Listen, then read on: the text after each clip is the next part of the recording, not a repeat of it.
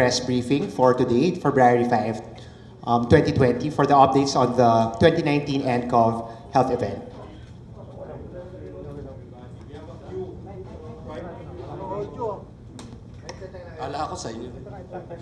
Hello, okay.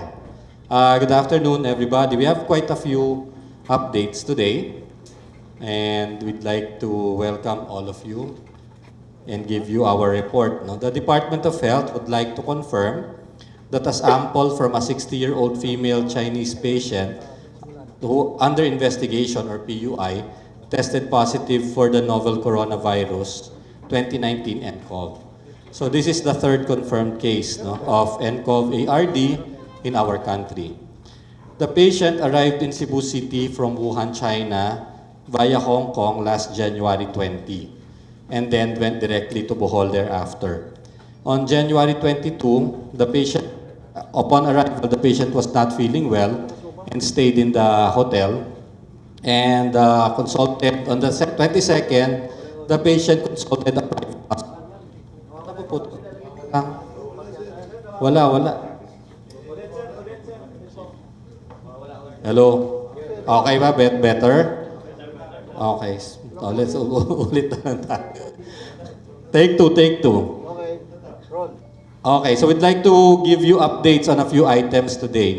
First of all, the DOH confirms that a sample from a 60-year-old female Chinese patient under investigation tested positive for the novel coronavirus or 2019 nCoV. She's the third confirmed 2019 nCoV acute respiratory disease case in our country. The patient arrived in Cebu City from Wuhan via Hong Kong last January 2020 and then directly went to Bohol. On January 22, the patient consulted a private hospital in Bohol after experiencing fever and coryza. So may lagnat lang naman tsaka sipon. A sample taken from the patient was then admitted on January 22nd. Several samples were taken from the patient on January 23 and January 24. A sample taken from the patient last January 24 was tested at the Victorian Infectious Disease Reference Laboratory in Australia and the RITM here in the Philippines. So 2 tests were done, and the results from the said test from the sample from January 24 came back negative. The results arrived from Australia on January 29, and from RITM on January 30. And upon recovery, the patient was discharged and allowed to go home to China on January 31, 9 days after the first admission.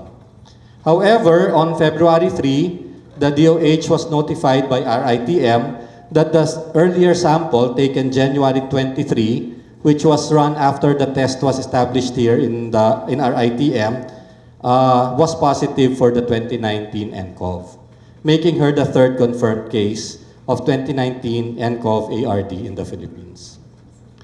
The Epidemiology Bureau has initiated contact tracing of persons who interacted with or those who were in close proximity to the patient, especially during the first leg of her trip before admission to the hospital. The Bureau of Quarantine and EB are coordinating with the concerned airlines, while the Central Visayas Center for Health Development is in coordination with the hotel where the patient stayed and the hospital where she was confined. On the PUIs, our persons under investigation, the DOH would like to report that as of 12 noon today, we have a cumulative total since the beginning of 133 PUIs for the 2019 nCoV ARD. Of the 133 PUIs, 115 are currently admitted and isolated, while 16 have been discharged under strict monitoring. And this will be uploaded and updated on the website. So you can check the distribution there. 115 are admitted, 16 have already been discharged. 115 admitted, 16 discharged. And of course, we have the 2 fatalities. Kaya may kulang ng dalawa.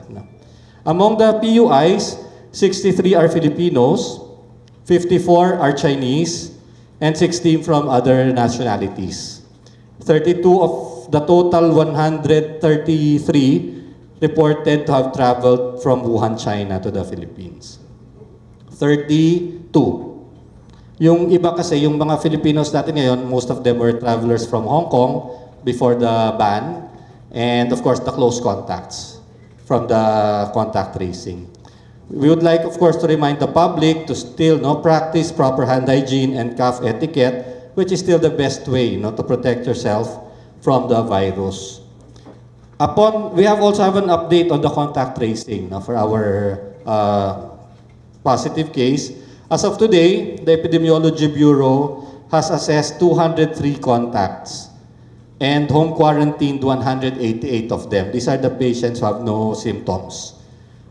Of the 203 contacts, 15 were noted to be symptomatic, merong lagnat or may nararamdaman na ubo or sipon. Doon sa 15 na yon, 14 were already isolated for monitoring. Yung isa, hindi pa natin na-admit at nagpapatulong pa tayo sa local government unit and the other government agencies. The DOH is currently working with other concerned agencies to expedite the contact tracing process. We're now working with PNP and other government agencies, including the LGUs, to help expedite our contact tracing.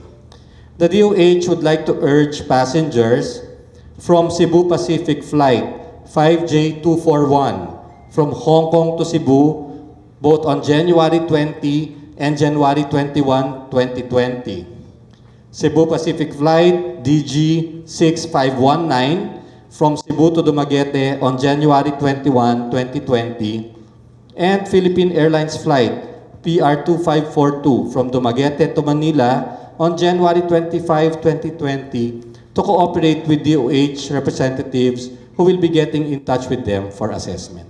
So yun yung tatlong flight na pinapakiusap namin kapag tinawagan kayo, or kung sila hindi pa natatawagan, maaari naman silang pumunta sa ating regional office and they can contact us so that we may be able to assess them and check and monitor them. Thank you. Sir, simula nung after ng hearing kahapon, meron bang trabaho ang system ng contact tracing na yung proposal na ito via sa CAB? Well, ang nangyari ngayon, after the hearing yesterday, first of all, nung una kasi natanggap natin yung list ng passengers from the airlines, kaya lang pangalan lang, walang contact information.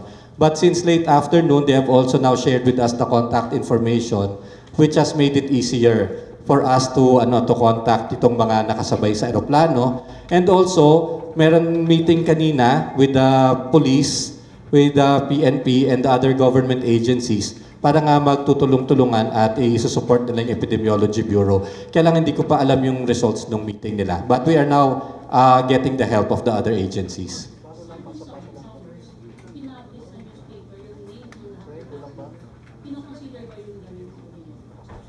Well, I think this is one of the considerations at this time, Pero wala pa tayong decision on that.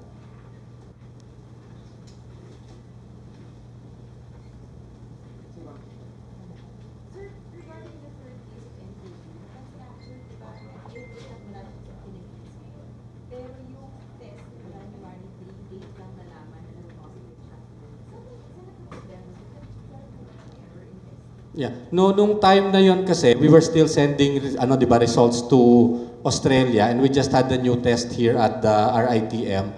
So they were getting the more clinically relevant na sample. So in this case, they tested the later sample of the patient. Tinanong ko sa RITM. Yun yung January 24 ang tinest nila. Tapos negative siya, both sa Australia at saka dito sa atin. And on 1 week naman yung pinalipas, January 31, before the patient was discharged. So the patient was actually negative upon testing on January 24.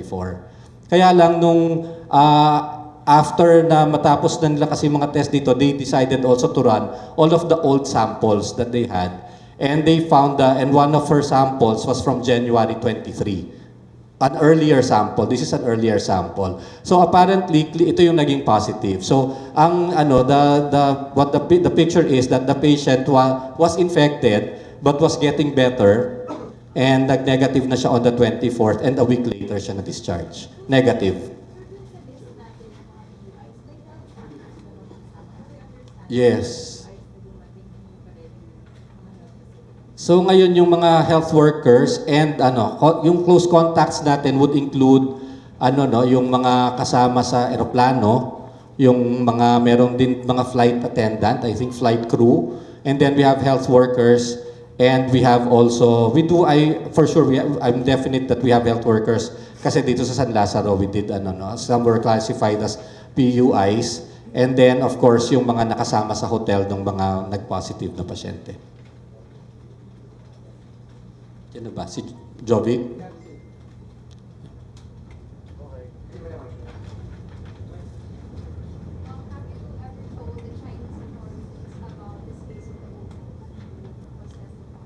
They are appraised as soon as we get the results, we inform the embassies, not just the Chinese embassies, no, all of the embassies, because like I said, some of them are foreign nationals who happen to nag-travel sa China bago pumunta rito. So as a standard procedure, pag meron tayong naka-admit ang ng International Health Cooperation is to of course inform the embassy.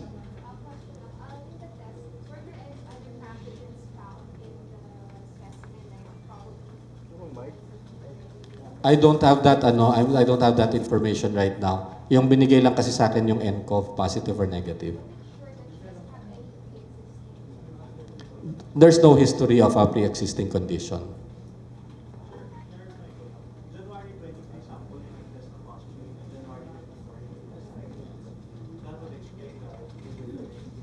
Yes. That's exactly what the result is, no? On the 23rd, the earlier test, it was still positive. But on the 24th, sample taken from tested in RITM and Australia were both negative na.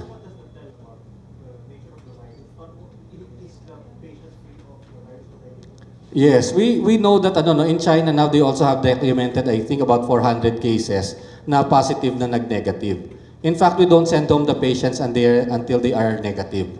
So kasi may eliminate mo yung virus from your body as your immune system mounts defense against it. So unless it's completely eliminated from your body and it's negative, that's when you can send the patient home.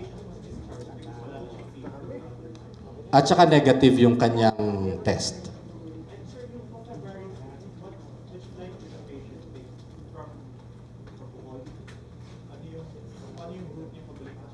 No, I think from Cebu to China. The patient left on January 31. Yeah.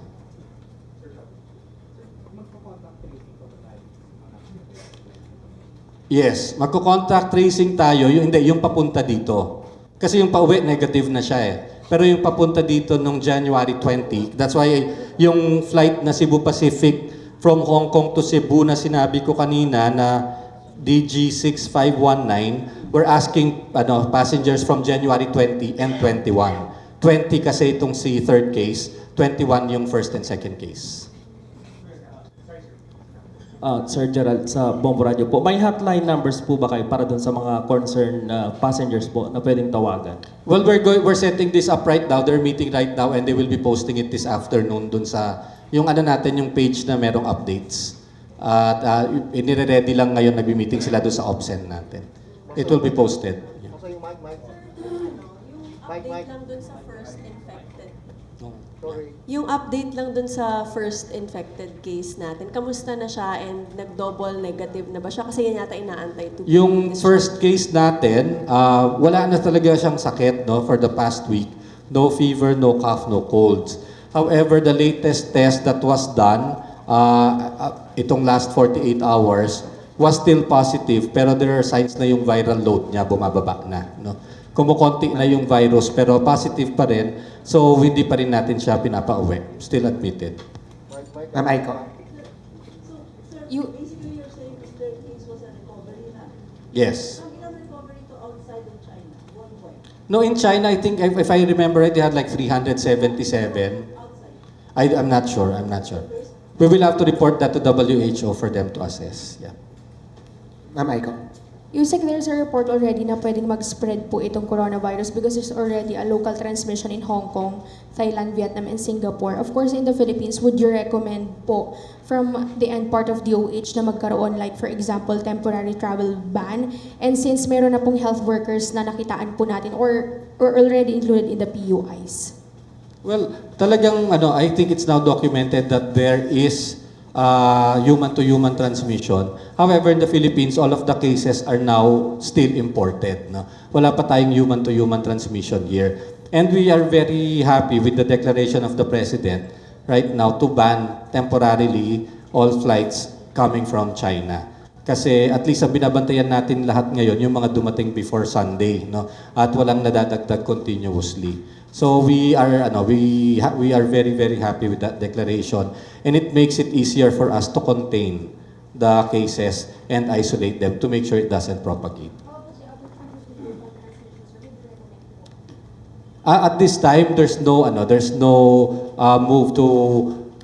Ang pinakamalaki lang kasi talaga yun, remember, more than 98% of these cases are still in China. So even in the countries where there's human-to-human transmission, so far it's still contained. Wala pa naman country na lumagpas, for example, ng 10 cases. No? So it might be premature. Sir Rafi and Ma'am Tina.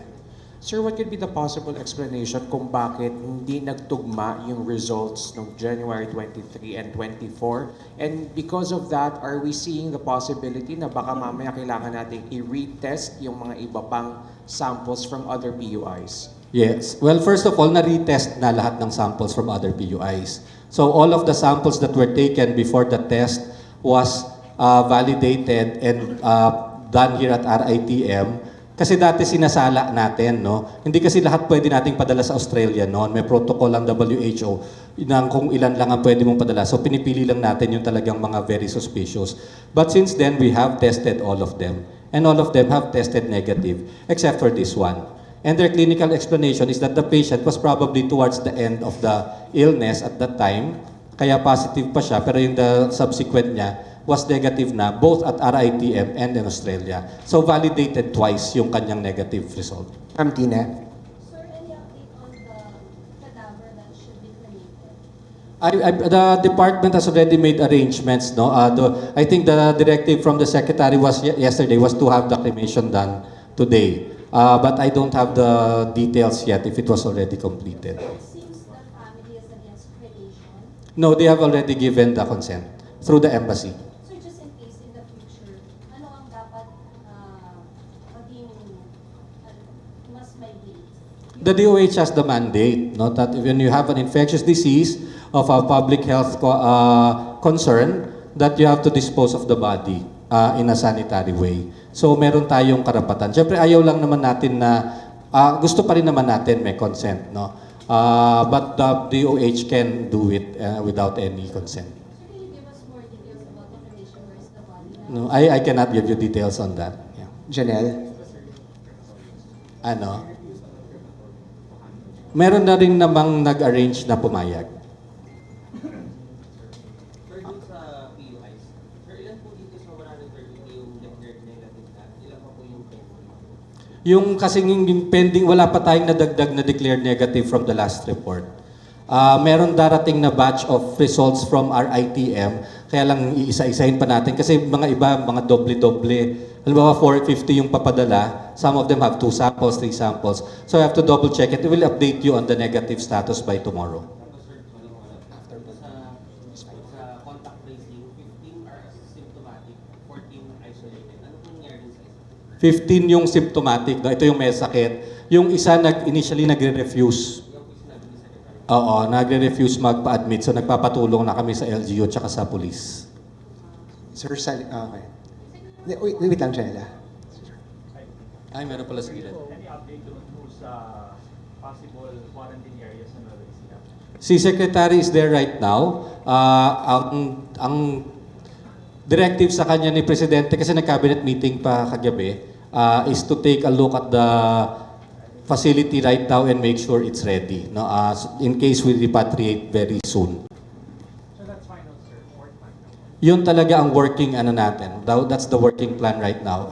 Unless it changes very soon. But I think that's what we are planning right now. Ilan po yun or meron pa ibang facility? Sa ngayon yun muna. Meron pang iba kasi ng mga facilities na on the table that are being discussed. No? Merong island na facility, tapos meron pang iba tayong mga ano rin naman no, na pwedeng gamitin. Pero at least foremost, malaki kasi yung TRC. No? This was initially built for 10,000 people. And it's only being used yung ating rehab for 1,000 lang. Tapos may training center yung police for another 1,000. So, hindi naman ganun kadami yung i-repatriate natin. So, probably, it would be a lot easier if we keep them in one quarantine facility. News 5 muna. Well, sa interagency task force yon, no? So yung DFA ang kasama natin at saka lead doon sa site sa China. And I cannot give you too much details on this. I'm not completely knowledgeable. But from what I understand is, of course, number one, we're going to arrange for a flight to come in and then pick them up. Yung crew, hindi naman sila bababa ng eroplano, kukuha lamang talaga ng ating mga pasahero. Ang DFA, ang nangihingi rin siyempre ng landing and take-off na permission from the Chinese government. Kasi naka-lockdown nga yung Wuhan eh. So kailangan natin ng special permit to come in and then to take out.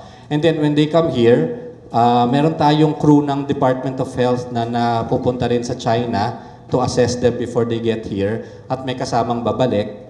Pagdating, of course, the Bureau of Quarantine will be there also to assess them. They will not be passing through the regular Bureau of Quarantine area and the immigration area. We'll make special arrangements and then they will be transported to the quarantine facility. Last 4 question, Ms. Trish, then Ma'am Sheila, Sir Micaela, then Ma'am Tina.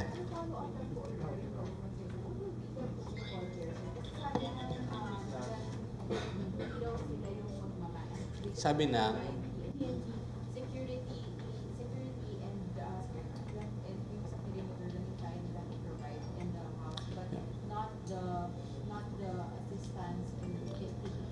yeah, the medical personnel will be from the Department of Health. So I think that's why the Secretary is there right now and the other government agencies to discuss the operations. Pero yung medical personnel sa amin yun. Ma'am Sheila. So yung sa contact sa victim ng ICYMI, ilan yung health workers, yung breakdown, and then kumusta yung health workers, anong trabaho nila? Sandali lang ha.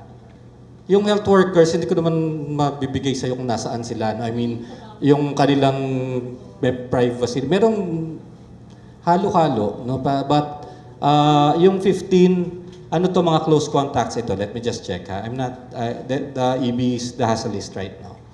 I'll get back to you on that. Sir Micaela. RICM notified DOH on February 3 about the third case. Yes, yesterday. Sure. Why did it take 2 days for the DOH to announce it to the public? Today is February 5. Yeah, it was like they found out evening of the February 3rd. And yesterday we were at the Senate, as you well know. The Secretary was at the Senate the whole day, and that's why hindi tayo nakapag-press con kahapon.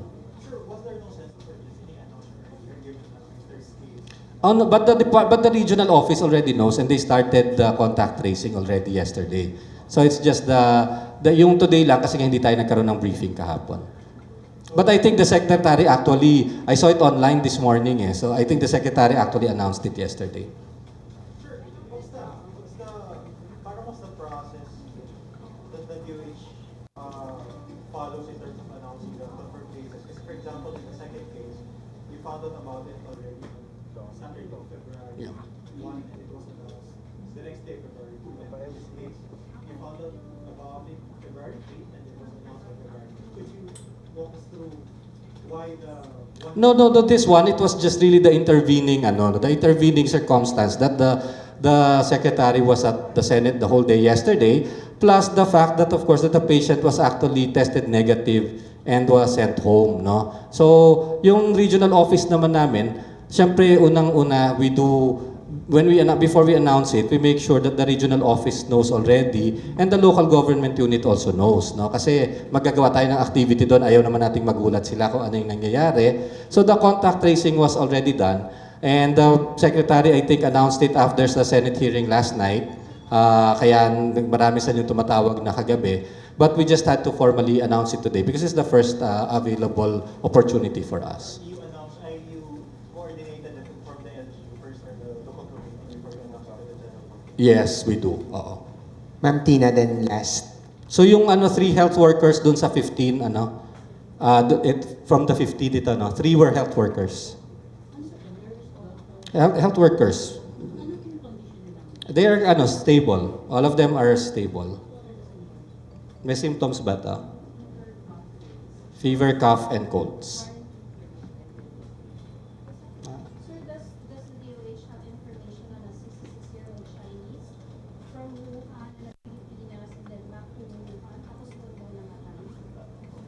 That's a very particular, I cannot tell you now because we have a list of 133, no? So if you have any details, we can check it for you. Oo. Sir, on the third case, are you at liberty to mention the hospital? No, right now I don't have that information yet, no. But I think we will be announcing it. Sir, last, on Magsaysay, can you give us a picture kung nasa ang mga isolation wards and all the repatriates are they just in one room or in a room? Like I said, it's a very, very big facility. No? It's for 10,000 people. And they found one, nakita ko yung map, na talagang nakahiwalay siya from the big compound. There's one building that can house 1,000 people na nakahiwalay talaga siya. Separate siya from the other facilities. And kayang separate rooms doon, I'm pretty sure. Malaking-malaki talaga eh. I just saw the pictures but actually lang naman wala naman silang sakit eh. Ika-quarantine lang natin sila. So parang hotel facilities lang naman. Kasi yung may sakit, hindi naman doon pupunta. Isa hospital natin dadalhin. So this is more of like a hotel accommodation lang ang required natin with monitoring. Check lang natin everyday, may nurse tayo na mag-check tsaka doctors kung may nilalagnat. Okay. I don't have the exact number. Basta ang sabi sa lahat ng samples nila that were not sent to Australia have been tested. Sir, what airline did China take going back to China? Alam natin yung airline, Doktora, yung flight going back to China.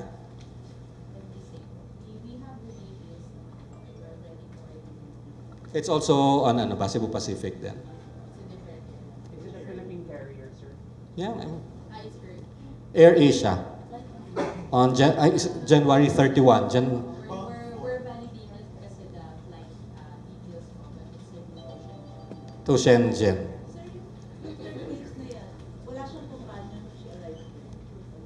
No, she had companions. They were all well and even when she was, because she was admitted immediately on the day, nung dumating kasi sila, parang masama na yung pakiramdam niya, walang sakit yung kasama niya, yun mga naman siya, she stayed in her hotel room. And then the next day, she was admitted already and nung na-discharge siya, tsaka umuwi. So, yung kasama niya walang mga sakit.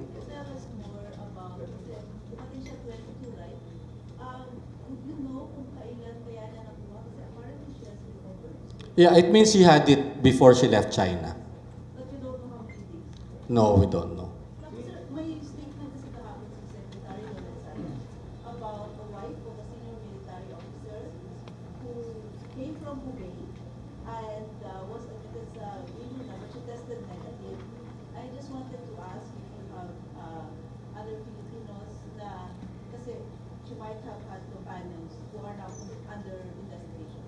I do not have the details of that particular case right now. I'm sorry. Last question, Ms. Aiko.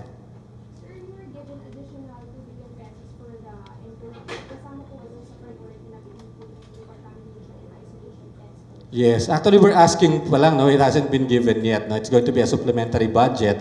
But this is really to prepare, most of it will be to prepare our hospitals to make sure that we have the supply of our protective personal equipment and yung mga sanitation needs natin for the hospitals to make sure that they are always decontaminated and clean.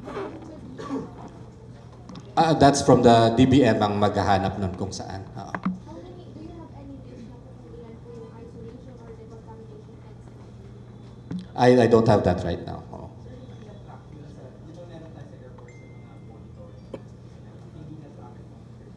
Walang lagnat. Nakadaan siya sa...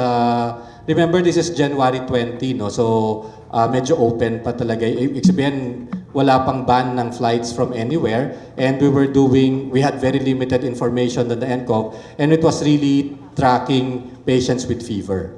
So, this patient had no fever when she passed through our airport. What happened to the third case? Can you still Yes, because in this case, the January 24 sample was sent both to Australia and to RITM, and they were both negative. Tapos, tinitest, lahat ng mga test natin so far, yung mga positive, ano yan, correlated yan, pareho sa Australia at saka dito sa atin. So they are validated. This is a very well-validated test. Okay. People in the for ICYMI facility na specifically people recovering from drugs na makakasama na. I don't think so. Separate yung separate building talaga siya. Walang mixing. Oo, walang mixing. Thank you, Okay, thank you everybody. very much.